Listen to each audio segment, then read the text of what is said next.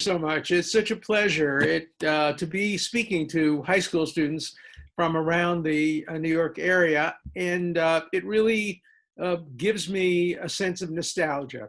As was said, I went to Brooklyn Talmudical Academy, largely because I couldn't get into Flatbush Yeshiva. That was regarded as the elite school for the smart kids from the elementary school that I went to. And I played basketball at Brooklyn Talmudical Academy and played against some of the schools that are represented here today. I played in Madison Square Garden once against MTA, Manhattan Talmudical Academy, and I guarded a young man named Ralphie Lipschitz. Some of you may have heard of him. He became Ralph Lauren, but he was the point guard for Manhattan Talmudical Academy, and I was kind of the substitute point guard for Brooklyn Talmudical Academy. We always loved playing against Ramaz because Ramaz had females and we didn't in Brooklyn Talmudical Academy. And so it was wonderful.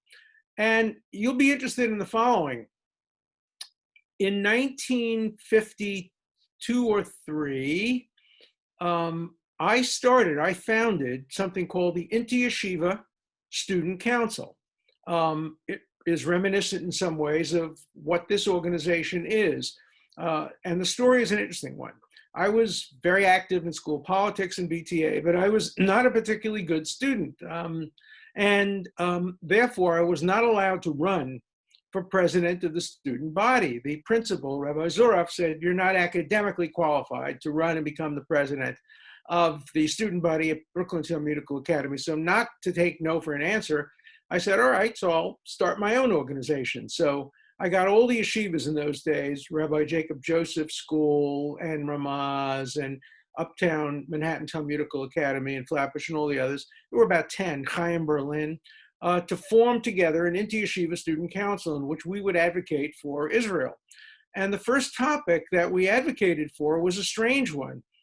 The United Nations had before it a plan to create a universal calendar that would be applicable to people all over the world. Now, it sounds like a great idea, except the universal calendar was designed so that it would make Shabbos come out one year on a Tuesday, 1 month on a Wednesday or a Thursday. So all the yeshiva students got together, and I was the leader because I was president of the Inter-Yeshiva Student Council, and we made a representation to the United Nations. I went to see Henry Cabot Lodge Jr., the United States representative to the UN, and we actually talked them out of doing it. We defeated the world calendar in the name of Shabbat. We had Muslims on our side because they didn't want their Friday to become Tuesday. We had Seventh-day Adventists on our side, and we worked together and we won. We did a little bit of Israel advocacy, but there wasn't really much of a need for Israel advocacy in those days. Everybody loved Israel. The most popular film of the day was Exodus.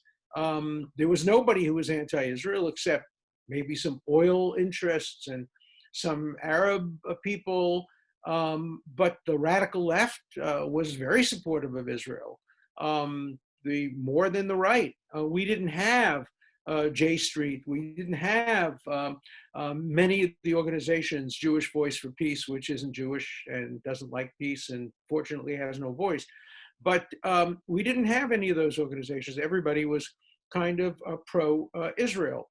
And so our job was mostly to try to defend Jewish values. I became a strong pro-Israel advocate only really in the run-up to the Six-Day War in 1967, when it looked like Israel could be destroyed. I was then an assistant professor at Harvard Law School, and I organized the Jewish faculty. In those days, there were very few Jews on the Harvard faculty, and the Jews that were on the Harvard faculty weren't particularly Jewish-minded, and many of them didn't want to become associated with any kind of pro-Israel advocacy. That changed over the years. But it was quite an effort in 1967 to organize Jewish professors for Israel. And then in the early 70s, everything began to switch when a Catholic priest called the Reverend Berrigan called Israel a criminal Jewish community and got the whole left, Noam Chomsky and people like that, Norman Finkelstein, to oppose Israel strongly. And that's when I decided to devote, if not my full time, much of my non-academic time to defending Israel. And I've written 6 books on the subject. And I'm here today to help you in Israel advocacy, because when you get to colleges around the country today, you will see increasing intolerance for Zionism, increasing opposition to students, particularly Jewish students, who are perceived of as pro-Israel. And I'll just end this opening comment with a story. It was about, must be 20 years ago. And a young man came to my office. It was during the Aseret Yemei Teshuvah, the 10 days of repentance between Rosh Hashanah and Yom Kippur. And he said, Professor Dershowitz, I need you to give me Teshuvah. I need you to forgive me. I said, I don't even know you. You didn't wrong me. He said, no, I've done a terrible thing. I said, what? He said, I'm very knowledgeable on Israel. I spent my gap year in Israel. I went to, I forget whether it was Ramaz or, and then he went, or Camp Ramah. He was very knowledgeable. He said, however, I never speak up on behalf of Israel. I never speak up in class when teachers express negative views in Israel. I never speak up in the bull sessions. I never speak up at dinner in the dining room, and I'm embarrassed about that, and I want tshuva. I said, I can't give you tshuva unless you tell me why you're so educated on Israel. Why won't you speak up? He said, because if I speak up on behalf of Israel, if I'm perceived of as a Zionist, I'll lose friends. I won't be able to get dates. I'll be unpopular. And that moment, I decided to write my book, The Case for Israel. I decided to present to particularly college students a simple format, questions and answers, accusations against Israel, the proof that the accusations were wrong. And it was that story of a student much like you, maybe a year or two older than you, who stimulated me to write my book, The Case for Israel. And so I hope that you'll ask me some hard questions, and I can help you navigate through the difficult times you will have if you go to a major elite American university and present yourself as a strong pro-Israel supporter. I don't mean uncritical of Israel. I'm critical of Israeli policies. I don't like some of Israel's policies. I'm myself an advocate of a two-state solution. I'm an opponent of settlements deep into Israel. I don't oppose the settlements right around Jerusalem or the major settlement blocks. Those are realities on the ground. They will obviously be part of any peace deal. But I'm not happy with every decision Israel makes any more than I'm happy with every decision the United States makes. But I'm pro-American, even though I disagree with America's policies. And I'm pro-Israel, even though I disagree with some of Israel's policies. So I think many of you will share that perspective when you go to college. So please, let's have a dialogue now about what concerns you, what your issues are, and how I can be helpful to you in the years to come. And all of you, good luck in getting into the colleges of your choice. I'll just give you one bit of advice about that. Do not go to the best college you get into necessarily. Go to the one that suits your needs. There is no difference between going to the number 1 college, the number 2, the number 3, the number 4, the number 5, as long as it's a very, very good school. But different students have different ways of learning and feel comfortable in different environments. So, you know, if you're admitted to the very, very top school, and then there's a school that may be in the next tier, but it's a school that is really, really fitting of your personality and the way you think and the way you operate, think seriously of not necessarily going to the best school. And also, if you don't get into the best school, it's not going to change your life. You're going to get a terrific education in any of the schools you get into. One more point. About 30 years ago, folks from the high schools that you all go to were not getting into Harvard in very, very tiny numbers, if at all. And I knew about these schools. My cousin, Meyer Fandel, was the founder of, I think, the Hank Academy, one of the great schools in Long Island. And lots of my relatives were active in Jewish education. My grandparents on both sides helped found the Torah Vodaas yeshiva in Williamsburg and the whole Young Israel movement. So I have a little bit of yichus when it comes to, Jewish education. So I went to see the dean of admissions at Harvard, and I said to him, you're missing tremendous opportunities. You ought to recruit at the great schools. You ought to go to, in those days it was Ramaz and Manhattan Medical Academy and some of the others that have been mentioned, Flatbush, et cetera, and some of the others. And he hadn't heard of these schools. And I gave him some material and literature, and sure enough, they looked hard at these schools, and you know the ending of the story. Now, Harvard, Yale, Princeton take quite a few students from the Jewish high schools, probably not as many as you'd like. Are there quotas? Well, there are ceilings, obviously, on the number of Jewish students that get in. There are ceilings on almost every group that gets in. But I helped to open the door at Harvard to Jewish day schools. And I have to tell you, I don't deserve any thank yous from you. I deserve enormous thank yous from Harvard, because it made Harvard a better place. It made Harvard a better place intellectually. It created real diversity. And I used to teach a freshman seminar at Harvard for years called Where Does Your Morality Come From? They would be students a year older than you, freshmen, the first semester. And I would get 500 applicants for 15 places in the class, because it was a very popular class. And I would always take at least one yeshiva student. I would also try to take one Catholic Jesuit school student. I would try to get maybe a Muslim student, because I wanted intellectual diversity in the class. I didn't care as much about other kinds of superficial diversity, but I wanted students with different points of view in the class. I would love students who are evangelical Christians from the South, who had a whole different view of life and a view of guns and views of privacy and a range of other issues. And that's what contributed to intellectual diversity. And I know that you will all, when you go to college, because of your extraordinary background, combining Jewish learning with secular learning, you too will add an enormous diversifying element to any college that you go to. So with that overlong introduction, please let me have your questions on any subject. No limitations, any subject you want. Thank you, Professor. Okay, so our first question is actually going to be about your time at Harvard. It's going to be asked by Yola Timsit from Mag David Yeshiva. Yola, whenever you're ready. Hi, my name is Yola Timsit. I go to Mag David Yeshiva High School. I'm in 12th grade. So our question for you is, as a professor in Harvard, have you dealt with some students or colleagues on campus that may have been against Israel, pro-Palestine, anti-Zionism, anything like hateful in those terms?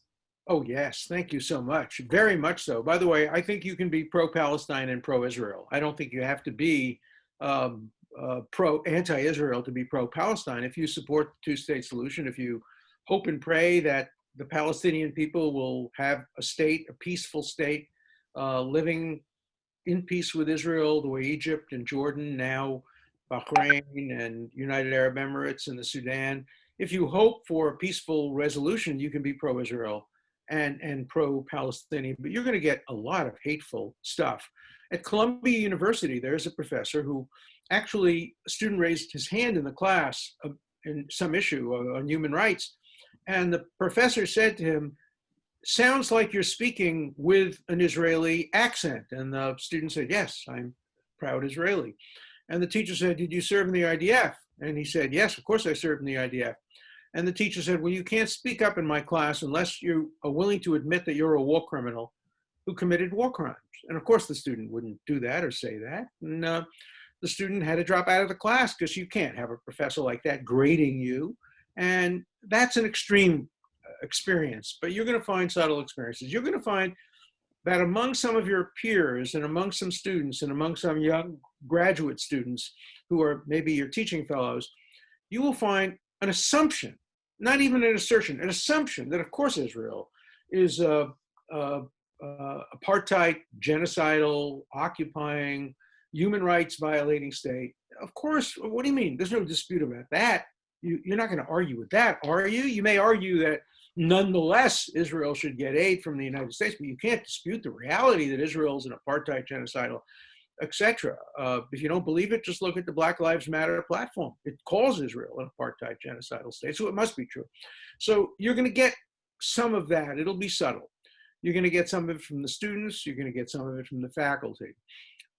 For the most part, you're going to find that Israel is not the top issue most of the time on the college's agenda.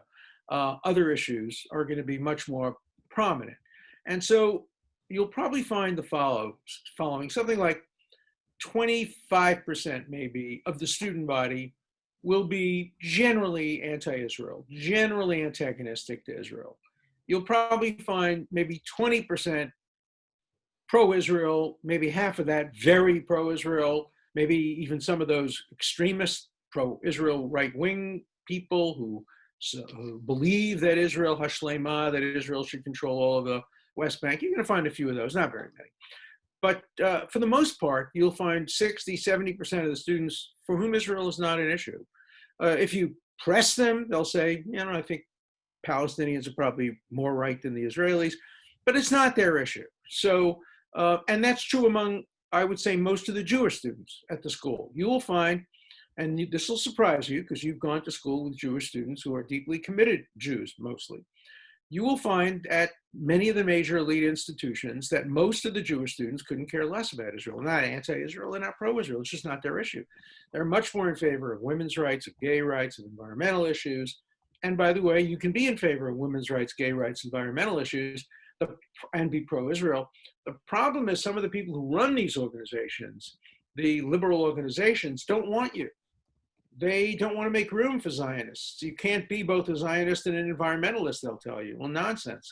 Tell them what the Torah says about when you capture a foreign country, how you can't destroy the fruit trees, and how environmentally sensitive Judaism is and Jewish values are. They don't want to listen to that. If you're pro-Israel, they're not interested in having you as part of their feminist, as part of their gay rights, as part of their environmental, as part of anything else. So you're going to have to deal with that, and you can't do it defensively. You have to get up there and say, look, let's have a discussion about this. Let's have a conversation about this, but I know the facts about Israel. I've been there. I've spent my gap year there. Some of you, I'm sure, will have spent your gap year there. I see its flaws. I see its benefits, but look, there are two facts that nobody can dispute. No rational, intelligent person could dispute these two facts. No country in the history of the world has contributed more to humanity in so short a period of time as Israel has in the 72 and a half years of its existence. I challenge anybody to name a country who in 72 and a half years has contributed more scientifically, medically, environmentally, in literature, in how to fight terrorism, by any standard. Israel's contribution to humanity has been so far above the contributions of any other country in this short period of time since it came into existence. That's number one. Nobody can dispute that. And if they dispute it, ask them to name a country.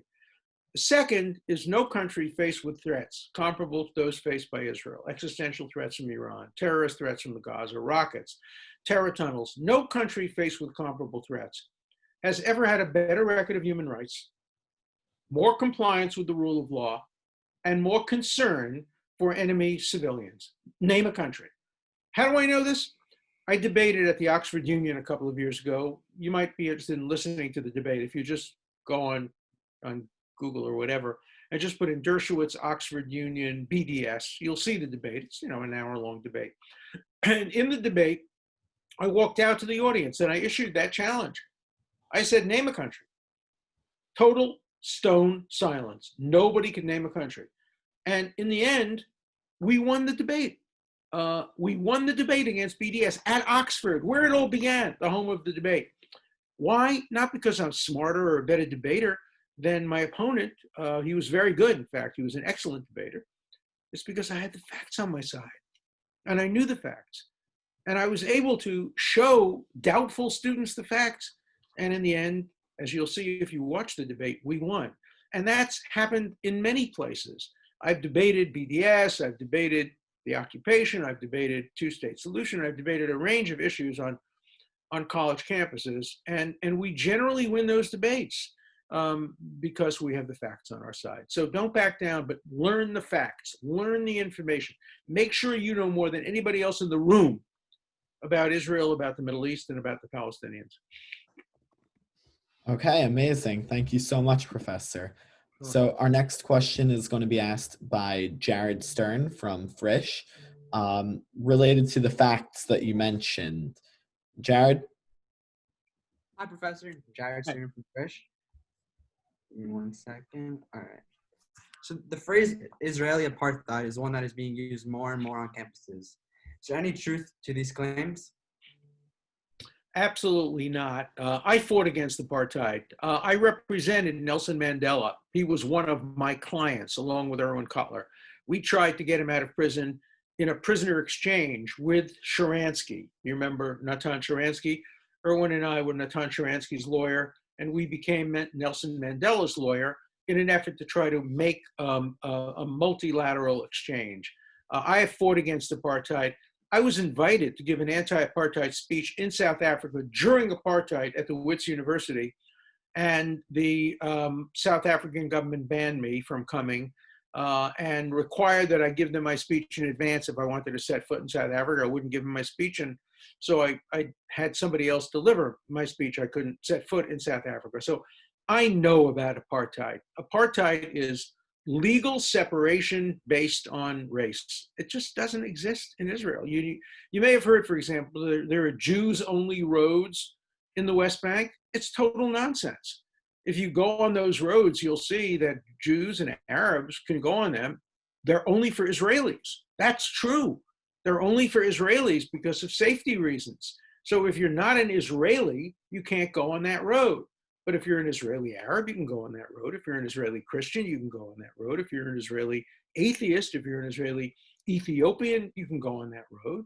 It's not racially or religiously restricted. It's restricted to people who are of the Jewish nation and who need protection against terrorism. If you want to talk about apartheid roads, go to Saudi Arabia, where there are roads for Muslims only. There are streets that only Muslims can walk on, or only places Muslims can enter. So no, there's no truth to the apartheid argument. You can argue that Israel should be more generous with the Palestinians who live on the West Bank. Those are political arguments, but to toss around words like apartheid is to demean the memory of the real victims of apartheid. Remember, apartheid was 6 or 8% of the population controlled 90-something% of the population. Black people couldn't vote. They had no access to the judiciary.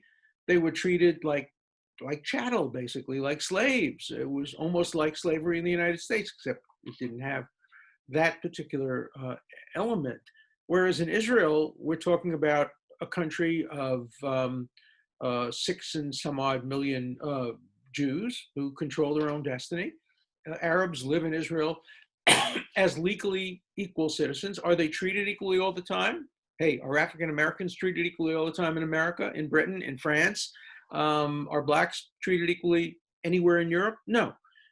Does Israel have a way to go in dealing with its Arab population, with its even with its Ethiopian Jewish population? Of course it does. But to use the term apartheid is just a blood libel. It's just not true. It bears no relation to reality, as anybody who actually suffered from apartheid will tell you, other than Bishop Tutu, who is a well-known anti-Semite, and he's the one who started using the term apartheid to describe Israel. He knows better, but he's a bigot, and his bigotry knows no bounds when it comes to Israel. So no, don't accept the notion of apartheid for Israel or for the West Bank or for anything related to Israel. It's insulting to the real victims of apartheid. Okay, great. So our next question from Kayla Hutt at North Shore Hebrew Academy is also related to one of the common claims that students hear about Israel. Sure. Hi, Professor. I'm Kayla Hutt from North Shore Hebrew Academy. So one of the most common claims against Israel is that they are constantly using excessive force and killing innocent Palestinians. What would you say is the best way to respond to these claims? Well, there is a former colonel in NATO called Colonel Kemp, Kemp. Look him up. He has explored this issue. He's an expert. He was in Afghanistan. He was the head of, I think, NATO troops in Afghanistan. He's a highly decorated, highly respected military expert. And he has said that of all the countries that he has had contact with, Israel has had the best record of not killing civilians, of not killing innocent people, of trying their best, of actually endangering the lives of their soldiers to prevent the deaths of innocent people. They generally, before they bomb a building, even though they're surgically precise, I don't know if you saw the paper the other day that Iran said that whoever killed this Iranian scientist, they used weapons so sophisticated, facial recognition, satellite controlled, a machine gun, that the woman sitting next to the man who was killed, who was sitting only inches away from him, his wife, wasn't even injured. That's how careful they are. And I have been actually in the room when the Israeli military was planning an attack on a terrorist base. And I have personally, with my own eyes, seen calling off an attack because there was a risk that there might be one civilian present. And it's cost them greatly. There was a situation where they had some of the leaders of the worst terrorist groups in a building, and they could have gotten them easily, and they didn't because there were a couple of civilians around. And as the result, those people went out and killed innocent Israelis. So, you know,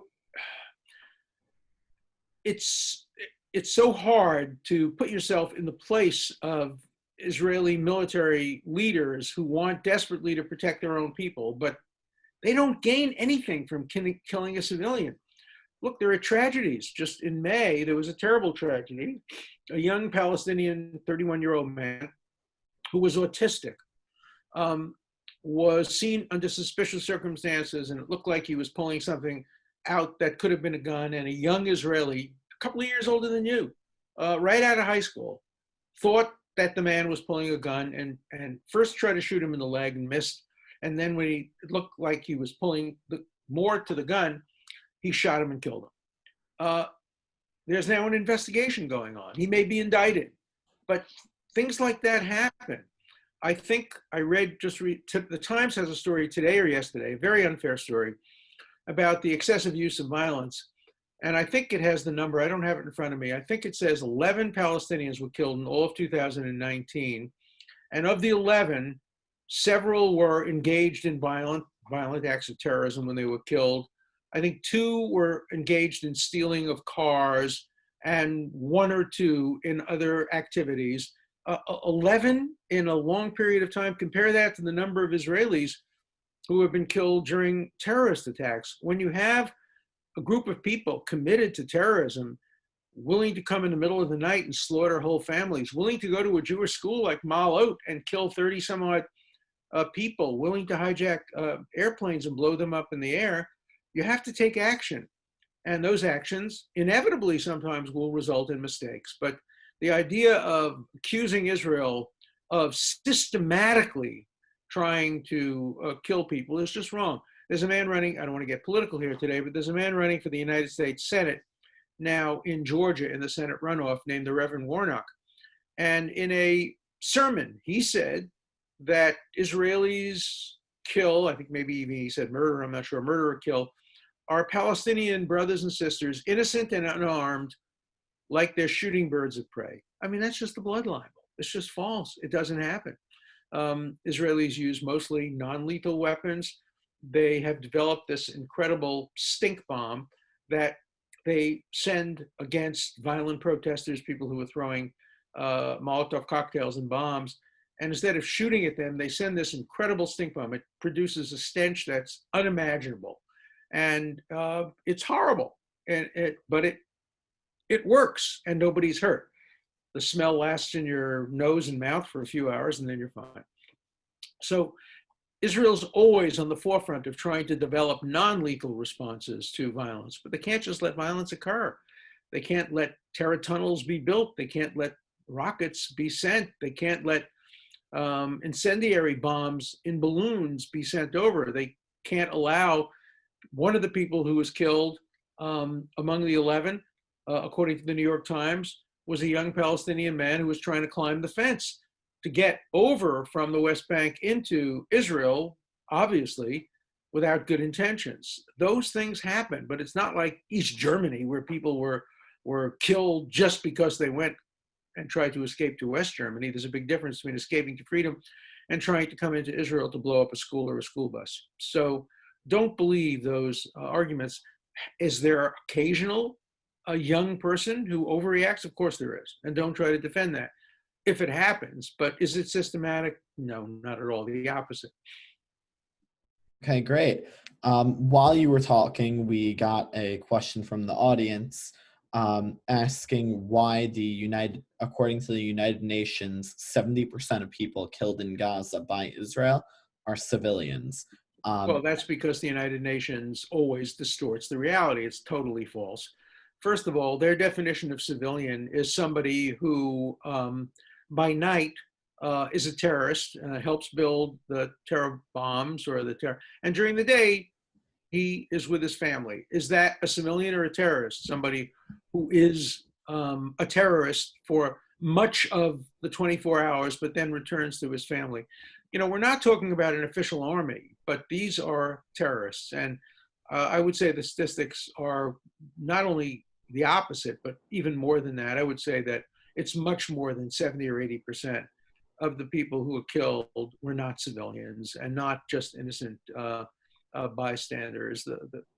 Israel can do better, perhaps, but those numbers that you hear from the UN are nonsense. Look, it's the same UN Security Council who declared that the Kotel, the holiest place in Judaism, is illegally occupied, flagrantly illegally occupied territory. Nonsense. That the Jewish quarter, some of you have been in the Jewish quarter, it's been in Jewish hands for 3,000 years. It's in the Talmud. It's in the, some of the latter biblical books. That's illegally occupied territory. That the access roads to Hebrew University and Hadassah Hospital are flagrantly illegally occupied territory. The United Nations has put that forward as a resolution, and that's false historically, it's false morally, it's false legally. So don't believe what you hear from United Nations. The UN Council on Human Rights has condemned Israel more than all the other countries of the world combined. Does that tell you something about that organization and about the United Nations in general? So to continue on that topic of the UN resolutions, we have Noah Cooper that is going to ask a question. Noah? Hi, I'm Noah Cooper from Feeks Mizrahi School in Cleveland, Ohio. So in 2019, the First UN of all, I passed. apologize. I mentioned that you were only in the New York area. I didn't realize that we Oh, we have past. all over. We have New York, New Jersey, Apologies Florida. to all the folks outside of New York. You know, I'm a New Yorker originally from Brooklyn, so I see the whole world through the eyes of New York, but my apologies. Okay, so in 2019, the UN passed 18 resolutions condemning Israel, compared to 7 resolutions for the rest of the world. How have we gone from the UN support of Israel in 1948 to present-day status? Furthermore, do you see any path that could lead Israel to no longer being subjected to unfair treatment by the UN? It's a great question. So, of course, you know, the partition plan that ultimately resulted in Israel being recognized as a state, the partition plan was passed by the General Assembly of the United Nations by a divided vote in 1947. I was 9 years old.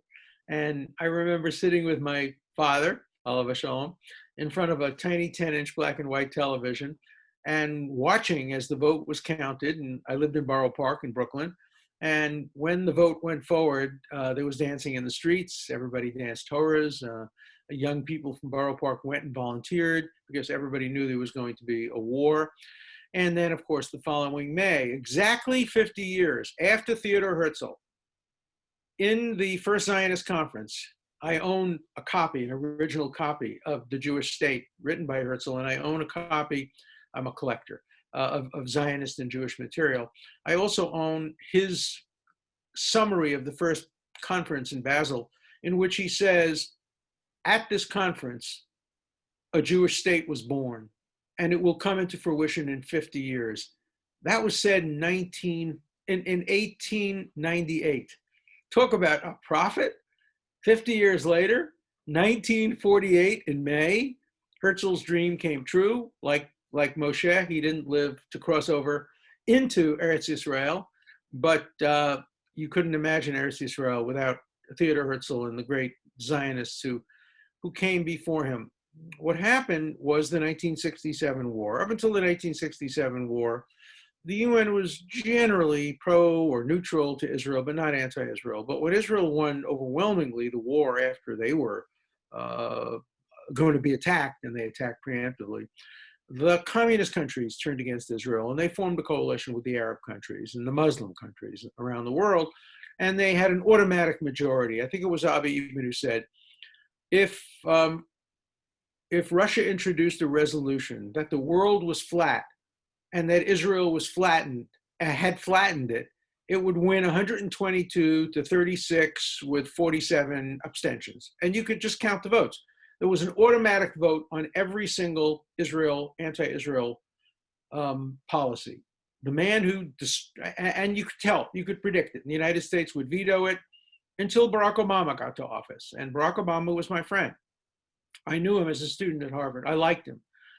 He invited me to the Oval Office. He invited me to have dinner at the White House. He invited me to watch Shimon Peres get the Medal of Freedom. He was my friend until he engineered that terrible UN resolution at the end of 2016, which was designed to tie the hands of the incoming president and designed really to get even with Netanyahu, who Barack Obama didn't like. And I opposed that UN resolution. I let my views be known, and I let it be known that would terminate my friendship with Barack Obama. And Barack Obama, who lived next to me for 2 years during the summer on Martha's Vineyard, and I saw him all the time.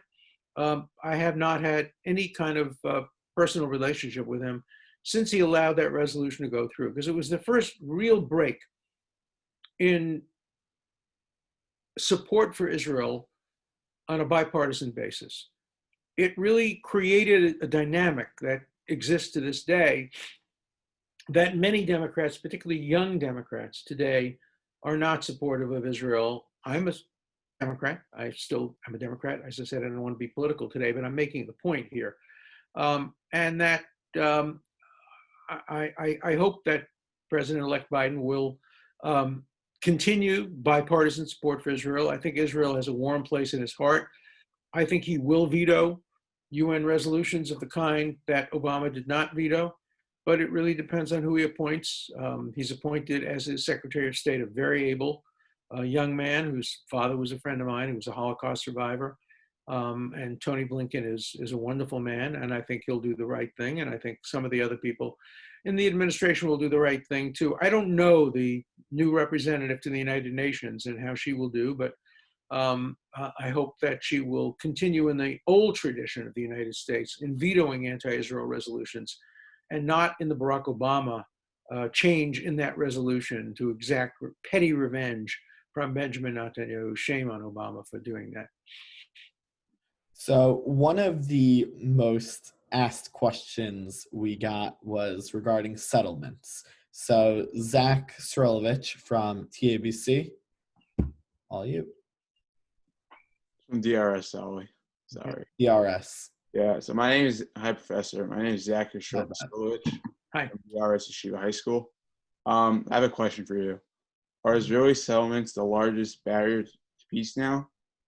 Does Israel have any legal right to annex these lands? And more importantly, should they? Okay, the last question is the most interesting, but we'll get them one at a time. No, the Israeli settlements are not a barrier to peace. The Palestinians were offered In 2000, 2001, 95% of the West Bank, all of the Gaza, and they turned it down and started an intifada. There were very few settlements in those days. In 1967, there were no settlements, and Israel offered to return all of the West Bank in return just for peace. And the Palestinians went to Khartoum and issued their three famous no's: no peace, no negotiation, no recognition. The Security Council of the UN issued Resolution 242, which had Israel returning territories captured in exchange for peace. I helped draft that resolution. I was a law clerk to Justice Arthur Goldberg, and he called me to the UN when that resolution was being drafted. He was the US representative to the UN at the time, and I worked on that resolution. So I know all about it. And the Palestinians and the Arabs all said no. So no, the settlements are not a barrier to peace. They're an excuse to create barriers to peace. And if you look at the peace plan that's currently on the table, it would create a contiguous Palestinian state, not on 95% of the West Bank, but on a very, very large chunk of it.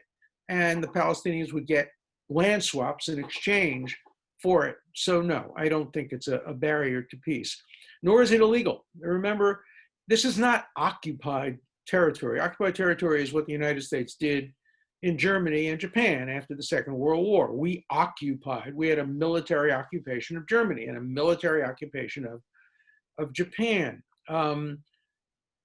If Israel is occupying the West Bank, it's occupying Jordan. The West Bank has never been a Palestinian state. It's never belonged to the Palestinian nation, whatever that may mean. It is disputed territory. It is territory conquered in a defensive war. Just remember what happened in '67. The Israelis sent emissaries to Jordan saying, don't attack us. And if you don't attack us, we won't take an inch of the West Bank. We won't even recapture the Kotel, the Western Wall. We will just leave it be. We're fighting a war against Syria and Egypt. We don't want to get involved in a war with Jordan. So if you don't attack us, we will not capture any territory. But Jordan attacked. They sent missiles into Jerusalem, civilian areas of Jerusalem. They committed war crimes. And Israel responded and captured the West Bank. Hard to think of any country historically that has ever given back territory that it captured in a defensive war. Take, for example, Russia. Russia captured a very large area called Königsberg. It's not even part of Russia. It was part of Germany and then part of Poland. And the Russians captured it. At the end of the Second World War, they ethnically cleansed it. They got rid of every single German, sent them out, and populated it only with ethnic Russians. They created a settlement in Königsberg of Russians. Nobody at the UN objected to that. Nobody today calls that occupied Germany. It's accepted as part of Russia. Russia captured it. The Germans invaded Russia, and Russia captured their land. That's what typically happens. Israel is prepared to give back the vast majority of the West Bank. Now, you ask, is it a good idea to have settlements? I think that there should have been, I supported what was called the Alon Plan. Israel should have annexed, right after the Six-Day War, those areas of the West Bank that were necessary to its military security, just its military security. But I was always opposed to civilian settlements in the West Bank. And right now, there are realities on the ground. If you go to Israel, you don't even know the difference between going to Ma'ale Adumim or going to downtown Jerusalem or Gilo in downtown Jerusalem. They're really part of metropolitan Jerusalem. So those will never be given back. I think the same is true of the basic major settlement blocks, the Etzion block, the other blocks that are integral to Israel. But there'll be land exchanges. But I would like to see no more settlements. I don't want to see expansions into other areas. I think that the settlement blocks around Jerusalem are one thing, but having settlements out by Jericho is quite something else. I think the hardest issue, of course, is Hebron. What could be more Jewish than Hebron? Obviously, it's where Abraham and Sarah were buried, and we know, we just read the Parsha a couple of weeks ago. It's quintessential Jewish Israel, but it's not right outside of Jerusalem. And Benjamin Netanyahu was very controversial when he basically said that Hebron is not necessarily a part of what Israel will hold on to. There's been back and forth on that issue, and I don't know how it will ultimately be resolved, but I think Hebron is going to be a major sticking point in any peace agreement because of its location, because of its centrality to Judaism, because of the fact that in Kiryat Arba, there are so many Jews who have such strong views about their right to live there, the yeshivot are there, etc. That will be a sticking point. More than Jerusalem will be a sticking point, because in Jerusalem, it's not hard to divide. East Jerusalem and West Jerusalem have been ethnically divided for generations. There's no wall, and there should never be a wall, but you're going to get different neighborhoods. It's like Staten Island and the Bronx. And I do think that the Jerusalem issue will be resolved. I think Hebron is going to be a lot more difficult. Yeah, that is definitely something that needs to be strongly considered by both sides. Our next question is going to be from Ralph Batesh from Yeshiva Flatbush. Hi, I'm Ralph. My question is basically, why do you think that past peace proposals between the Israelis and Palestinians has failed?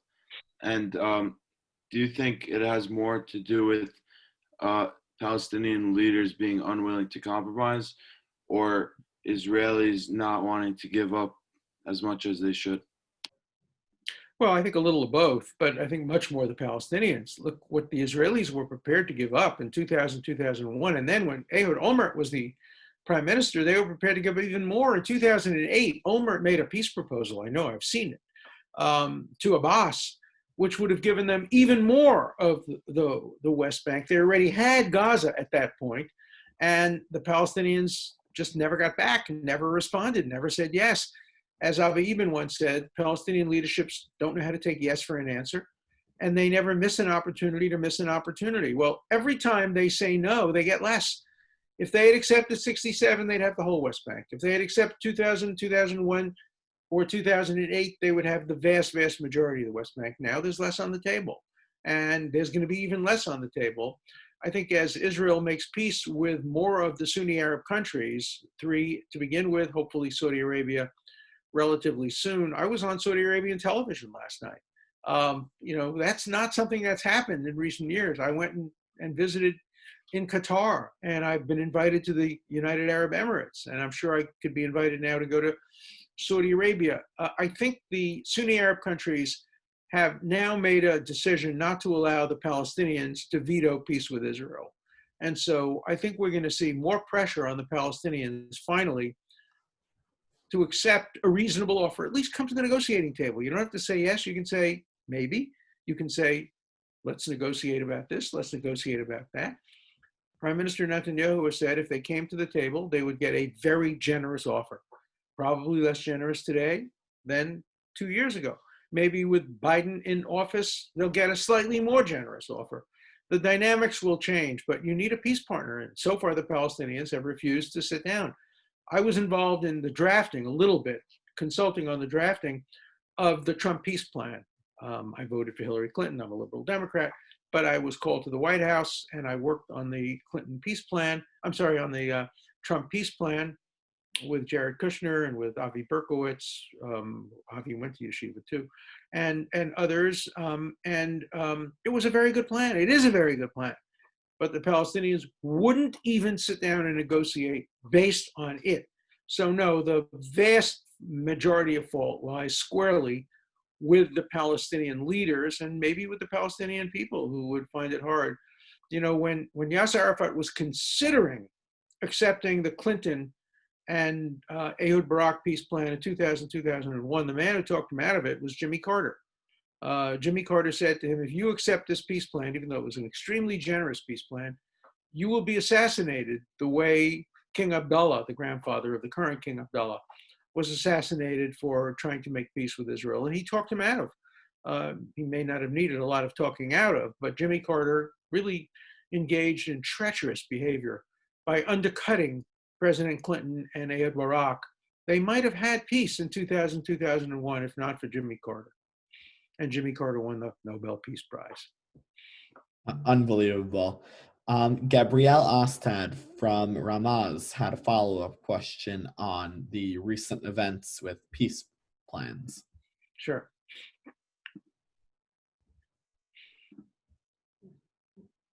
Hi. Oh, she unmuted? Yeah, you're on. I don't- Okay, sorry. Hi, Professor Dershowitz. My name is Gabby Ostad, and I'm a senior at Ramaz. Thank you so much for speaking to us. I have a question as a follow-up to what you just said. Over the past couple of months, we have seen multiple countries normalize relations with Israel, notably the UAE and Bahrain. Do you think that these peace agreements could signify a shift in the relations between Israel and other Arab countries? Absolutely, yes. First of all, I want to thank Ramaz because Rabbi Lookstein, all the Rabbi Looksteins, 3 generations, I have admired enormously. I went to the Soviet Union at the request of Rabbi Joseph Lookstein in early 1970s. And so Ramaz has done an incredible job, not only in Jewish education, but Jewish activism. I don't want to put Ramaz ahead of any of the other schools, but I know Ramaz better. Terrible at basketball when I was in high school, but great at everything else. So mazel tov on Ramaz for turning out such great students. Yeah, I think we're seeing a dramatic change.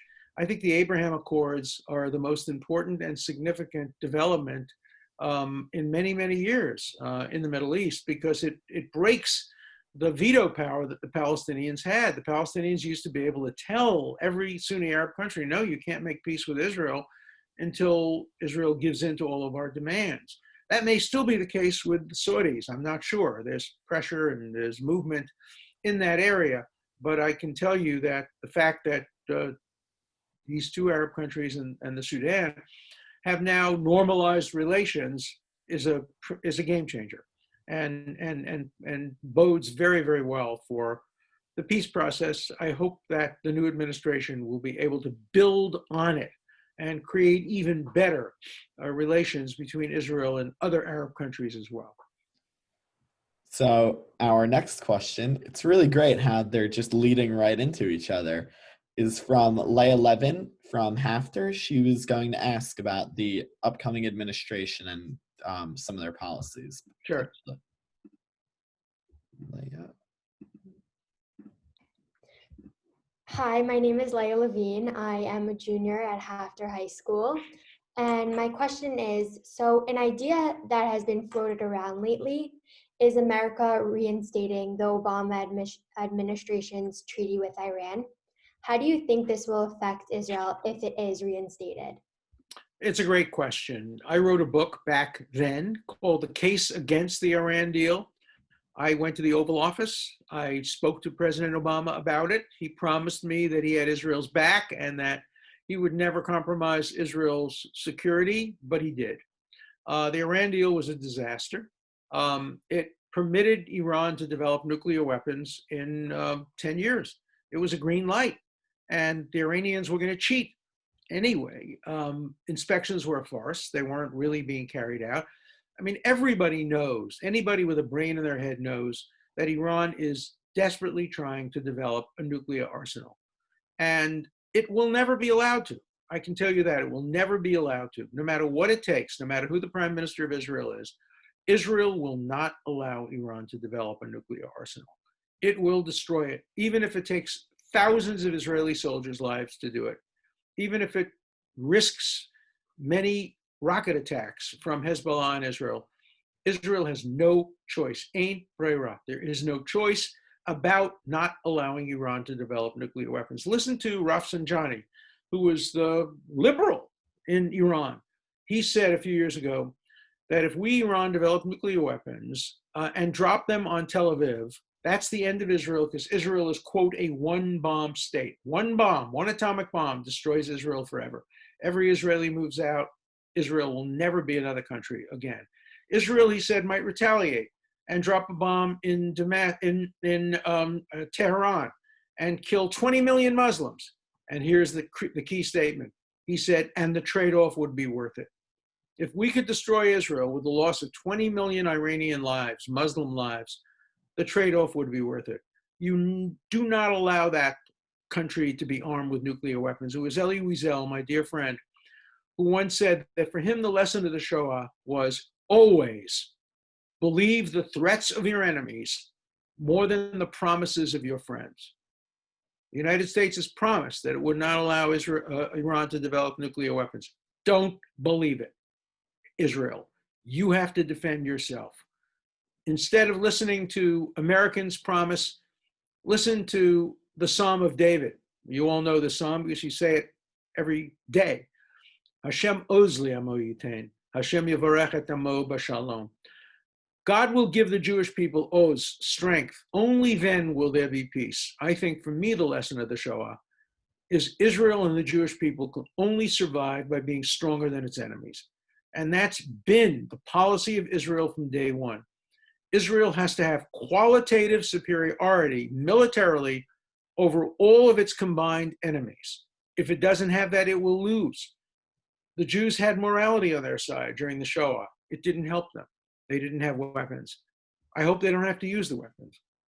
But Israel will never, ever allow Iran to develop a nuclear arsenal. It doesn't matter who the prime minister of Israel is. If it was Amos Oz, my dear friend, my late friend Amos Oz, the great writer, who was the biggest peacenik in Israel's history, if he were the prime minister of Israel, he would order a military attack on the Iranian nuclear reactor before allowing Iran to develop deliverable nuclear weapons. And let's emphasize for a second the word deliverable.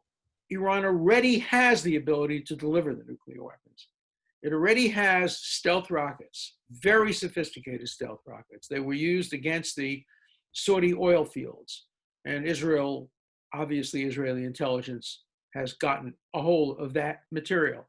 And Israel knows that Iran already has the ability to deliver nuclear weapons and destroy Israel if they get the nuclear weapons. So they're not going to let them get the nuclear weapons. It may take a ground attack, an air attack, a sea attack, a cyber attack, and every other kind of attack, a satellite attack. This most recent attack apparently was done by satellite. But Israel's ready to do it, and it will do it. I met with the general staff of Israel, with the Air Force, a few years ago, and we talked about the morality of an attack on Iran. And we didn't get into, obviously, the details. I don't have that kind of security clearance.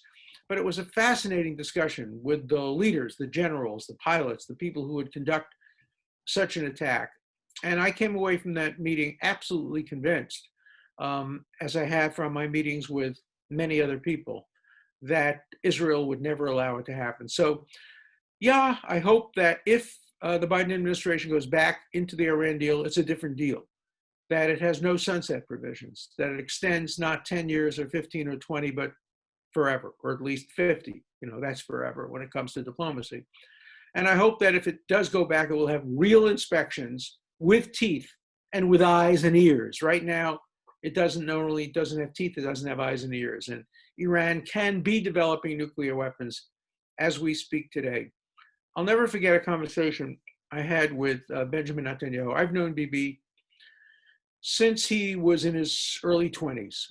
When he was a student at MIT and I was a young professor at Harvard, we became friends, and we have been friends ever since. And I had a conversation with him once. I can't tell you his part of the conversation because that's always confidential, but I'll tell you my part of the conversation. I said to him, Mr. Prime Minister, someday you may have to make the hardest decision any prime minister makes, which will relegate you to the dustbin of history. Because if you make the decision to destroy Iran's nuclear reactor, people will condemn you because they won't know what you prevented. I said, let me give you an analogy. If Winston Churchill had been the prime minister of Great Britain in 1936 or 7, he wasn't until later. If he was the prime minister in 36 and 37, and he had seen Hitler's buildup of the strongest army in Europe in violation of the Versailles Treaty, and he had said, look, this is a guy who could kill millions of people. We have to stop it. And he had invaded Germany, which England could have done. They had the strength to do it in 36, 37. They could have destroyed them. And say 10,000 people would have been killed. Churchill would have gone down in history as a butcher. Why are you invading Germany? There's a tin horn dictator, Hitler. He doesn't pose a threat. He only talks. He doesn't have anything. And he'd be condemned by history because history is blind, deaf when it comes to the future. It doesn't understand what could have been. Had Churchill destroyed the entire German army in 1937 at the cost of 20,000 lives, nobody today would know that it saved 50 million lives, including 6 million Jews. Nobody would ever know that because history doesn't look forward, it looks backward. And if Israel has to destroy the Iranian nuclear capacity, it should do it. And even if it's condemned by history, because no one will know how many lives it has saved and prevented. You know, the Talmud says, he who saves a single human life is as if they save the world. I'm now working very hard on a young man who's on death row, scheduled to be executed in 3 days. I am working my head off on his behalf, an African-American young man who, when he was 18 years old, just a little older than you, participated in a robbery that went bad and 2 people were killed. He didn't kill, he didn't pull the trigger, but he got the death penalty. And I'm trying so hard. And when I go to sleep at night, and I can't sleep because I probably won't succeed. I think often of the Talmudic expression, he who saves a single human life, it's as if they save the world. So I'm determined to save that one human life. I may fail. I don't know. I don't have the ability to persuade this administration to give a commutation or at least a delay and a postponement. I'm trying my best, but I may fail. And I'm going to have a hard time living with that because I'm a good lawyer and I don't like failing. And I've never failed before on a case of somebody on death row. And I hope this is not my first at age 82, but it could be because it's very, very uphill to try to get a commutation at the last minute, 3 days before execution is scheduled. But I think of that a lot. And I think of what a prime minister of Israel may have to do someday. And I hope if they do that, you will stand ready to support them and defend them. So it's a great question about what will this administration do in Iran? I don't know, and I hope it does the right thing. Professor, we're already a couple minutes over, but we have a flood of questions still coming in. Would you mind staying a couple more minutes? I can stay a couple more minutes. I'll try to be shorter in my answers. Awesome. Okay, so our first question is from Eitan Mermelstein from TABC. He said, with so many college campuses being dominated by anti-Israel organizations who conflate being pro-Palestinian with pro-Israel, in such a polarized world, how do you think we should move forwards in trying to support and advocate for Israel? Okay, first of all, I think don't assume that everybody on campus is anti-Israel. The vast majority on campus couldn't care less.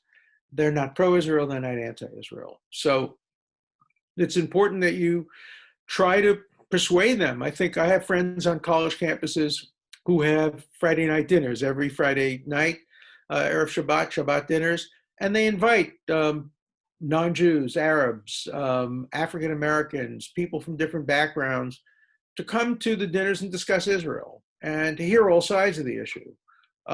Show films, create events, become agents of change and of education. Don't lie, just tell the truth. And never try to censor an anti-Israel speaker. That always backfires. The answer to bad speech is good speech, not censorship. So don't try to stop a virulently anti-Israel person from speaking on campus. Just answer them. Use it as an educational opportunity and never forget the truth's on our side. So don't be worried about debates or events or confrontations. Just insist that your voice also be heard. Okay, great. So now we have Kayla Bellin from SAR, who was going to ask about being a yeshiva student from a modern Orthodox community and advocating for Israel. Kayla? Hi, Professor. I'm Kayla Bellin from SAR High School. My question for you is, does the yeshiva and Orthodox community's approach to Israel education box students in to a specific mindset on their approach to Israel? In your experience, do you find that causes a conflict when they arrive on campus with only one perspective? Yes, I do. You come from a community who has as one of its great rabbis, Avi Weiss, right? Yes. You know, Avi, he's a phenomenal, phenomenal guy. And he understands the need to present a diversified view of Israel. You know, going on campus, just thinking that you know all the answers because you've heard them all in a one-sided way won't prepare you. The reason I wrote my book, The Case for Israel, the way I wrote it, is it has all the arguments against Israel first. It lays them out in the words of the anti-Israel people, and then it responds to them with facts. So you have to know what you're going to get on college campuses. Many students who come from very good Jewish high schools like SAR and others aren't prepared for the extremism that you hear on the other side. And, you know, you can never beat the real extremists. You're never going to talk Noam Chomsky, Norman Finkelstein out of their position. But your job is to try to persuade the moderates, the people in the middle, the people who have open minds, the people who are willing to listen to arguments. And I think that all the high schools could better prepare their students. And, you know, I make myself available to speak at high schools all over without charge because I want to help prepare Jewish students that go to colleges because you are our future. And if you can't make the arguments, who else can? Thank you. Yeah, it's just so important. Okay, so the next question that we were going to do is from Leora Ramani from Hank High School. Hi, Leora. Professor. I'm Leora from Hank. So my question is, many people strongly support U.S. foreign aid to Israel, claiming that it provides safety and security to both countries. Others, however, argue that the foreign aid has made Israel too reliant on America and undermines its ability to defend itself by itself. What are your thoughts on this? Well, it's a very good question. I think Israel's policy is it has to defend itself. If tomorrow, God forbid, if Bernie Sanders got elected president of the United States and or OAC got elected president in 10 years and cut off all aid to Israel, Israel has to be prepared on a dime to be able to defend itself. It cannot depend on American aid or assistance because we're beginning to lose some bipartisan support. So Israel has to be prepared to defend itself. You know, thankfully it is. It has the capacity to defend itself, not as effectively as with the help of Israel. But remember today, Israel provides some of the most essential intelligence information. I just read in one of the books by John Brennan, the former head of the CIA, that Israel provided crucial intelligence for Americans' decision to capture and ultimately kill Osama bin Laden. So, you know, the United States owes Israel a tremendous amount. I'm sure the Soleimani assassination by the United States couldn't have been pulled off without Israeli intelligence on the ground. And surely this most recent one, whoever did it, obviously Israel was involved in one way or another, either providing intelligence, logistics, or the actual events on the ground. So we just don't, Israel can't ever depend on others. That's why I said, Elie Wiesel, always believe the threats of your enemies rather than the promises of your friends. So Israel can't count on any country in the world. Look, it started when it was first established by counting on Czechoslovakia. Czechoslovakia provided all of the arms for Israel, not all, but much of the arms for Israel to fight in the 48 war. And then in the 67 war, the United States didn't give them a nickel, didn't give them a single nail. They depended on French assistance. American assistance really only began during the 73 war, the interim between 67 and 73.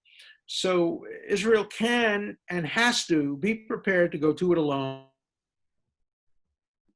if that's required. Hopefully it won't be. Hopefully the Israeli relationship with America, which is mutually beneficial, will last, but it should always have as its motto, Hashem owes. God will give, or owes. Whether you believe in God or not, the owes is the important part of it. You know, I think it was one of the great rabbis who said, miracles are wonderful, but never count on them. So you've got to count on your own support and your own ability. And Israel's army is unmatched in its creativity, ingenuity today. And it is a very strong country, militarily, economically, and in every other way. It is a living miracle. Okay, great. And I think for our last question, because it's almost 7:30, don't want to keep you too long, is going to be from Molly Litvack from Shalhevet High School in Los Angeles. Great. Let's see. Hi, Professor. Thank you so much. Firstly, before I ask my question, I just want to say it's so cool to hear you speak, because my dad still references hearing you talk about the Tyson v. Arizona case at Harvard all the time. Was your dad a student of mine? He was actually a student at Harvard undergrad, but he visited your class because he just heard such amazing things. Oh, great. Thank you. Send him my very best. Yeah, I will. He just talks about all the time how incredible it was to see you give both sides so well and just switch so easily. So people hate that. People hate when I give both sides. Now they want me to pick sides. Trump, Democrats, which side are you on? Israel, Palestine, which side do you want? I love to do nuanced discussion and conversation in which you can give all sides of an issue. Go ahead. Yeah, I'm actually on my school's Model Congress team, and I tell everyone on the team to do that as well. And I was largely inspired by just hearing my dad talk about your class. Oh, good. Thank you. It's just so cool to hear you speak. And then my question is, so I've engaged in productive, respectful conversations about the Israel-Palestine conflict with a ton of people, with friends of mine. And most of them have gone pretty well, but something that I am concerned about for college is that because it's such a sensitive issue, I'm worried that sometimes when trying to talk about this in a respectful way, people that I might be talking about it with might not be so respectful, might make assumptions about the kind of person I am or my beliefs. So I was just wondering if you had any advice for how to navigate those situations. Yeah, I would really just quote Mrs. Obama when she said, when they go low, we go high. I agree with that. Michelle had it right. When they attack you personally, don't attack them personally. Just insist on giving the facts and insist on citing the facts, and always have your sources with you. Always make sure that you can prove your point. And I said, we're very lucky on the pro-Israel side because the truth's on our side and the truth supports us. It may not be a perfect answer. There are problems, and you never try to cover up or bury problems. Just acknowledge that Israel, like every other country in the world, is an imperfect democracy, and it's imperfect because it's being attacked. It's been for the last 100 years, since well before it was established. It has been attacked repeatedly. It was only in 1929, that's 90 years ago, that the Hebron massacre occurred, and the massacre at the Kotel occurred, where Palestinian extremists led by the Grand Mufti of Jerusalem just murdered Israeli civilians and children, and Israel had to fight back. And it's just important to always take the high road and always make the moral arguments and let the others scream. You're not going to persuade extremists. You're not going to persuade those who are totally committed to an ideology that's either anti-Semitic or anti-Zionist, but that's not your goal. Your goal is to try to persuade people with open minds, and you strike me as the kind of person who can do that very, very effectively. So may you all go from strength to strength. May you all get into the colleges you want to go to, pursue great careers. You will find that your Jewish education is an enormous help academically.